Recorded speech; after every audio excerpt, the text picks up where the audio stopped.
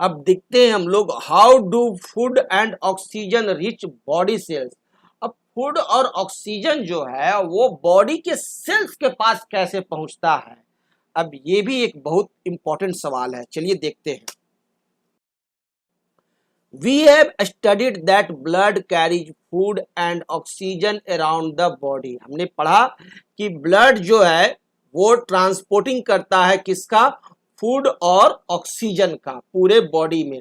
But blood never comes in contact with body cells, लेकिन blood तो body cells के साथ कांटेक्ट में नहीं आता है।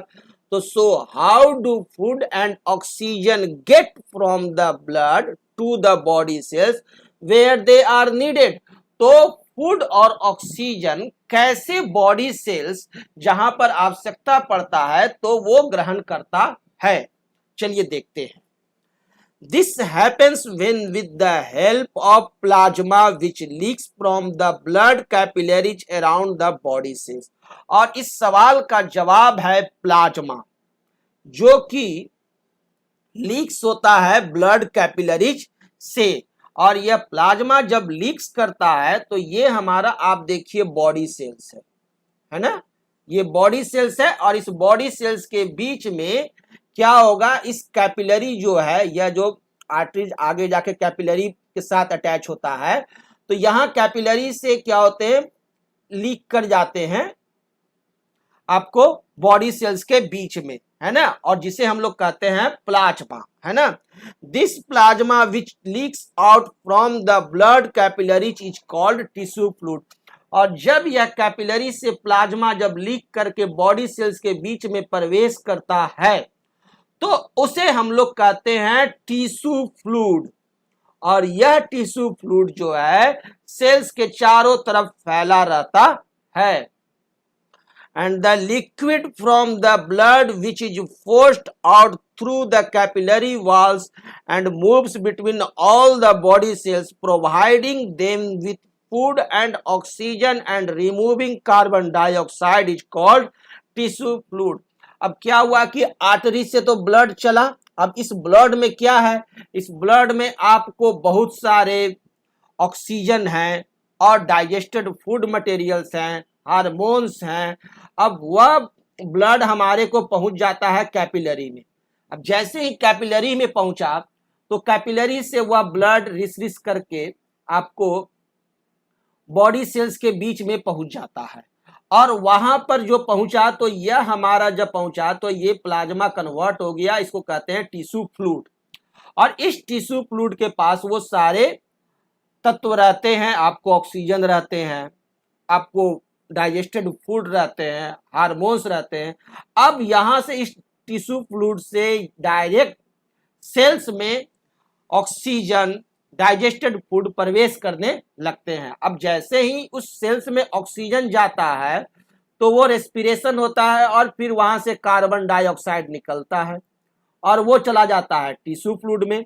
तो फिर आगे जाकर के उसी टिश्यू फ्लूइड को फिर ये कैपिलरी में प्रवेश करता है।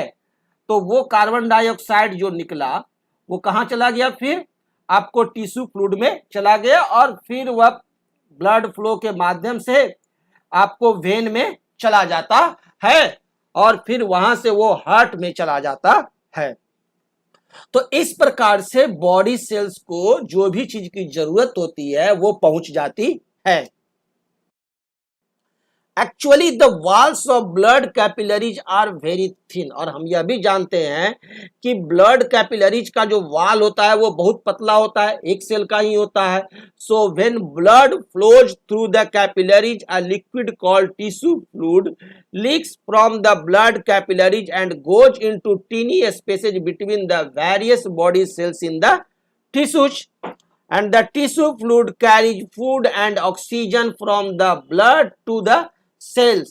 और यह टिश्यू फ्लूइड जो है वह ऑक्सीजन को और फूड को ब्लड से सेल्स में कैरी कराता है and picks up their waste products like carbon dioxide. और जो वेस्ट प्रोडक्ट्स रहते हैं उस कार्बन डाइऑक्साइड जैसे उसे वो पिक करके फिर पुनः कैपिलरी में पहुंचा देता है। After doing its job, most of the tissue fluid ships back into blood capillary. और फिर वह ब्लड कैपिलरी के माध्यम से वेन्स के द्वारा होता हुआ चला आता है हार्ट में फिल्ट्रेशन के लिए. The remaining tissue fluid carrying large protein molecules. और ये जो टिश्यू फ्लूइड जो होते हैं उसमें बहुत बड़े बड़े प्रोटीन मॉलिक्यूल्स भी होते हैं. Digested fat, germs from the cells and fragments of dead cells. और डेड सेल्स के फ्रैगमेंट्स भी होते हैं. Enters into another type of tiny tubes called lymph capillaries. और फिर जो टिश्यू फ्लूइड हैं जिसमें बहुत सारे बड़े बड़े प्रोटीन मॉलिक्यूल्स हैं, डाइजेस्टेड फैट हैं, बहुत सारे सेल्स जो डेड कर गए वो होते हैं, वो इंटर कर जाते हैं ये जो लिम्फ कैपिलरी जो बीच बीच में घुसा हुआ रहता है उस लिम्फ कैपिलरीज में प्रवेश कर जाते हैं एंड इट बिकम्स लिम्फ और उसे हम लोग कहते हैं लिम्फ.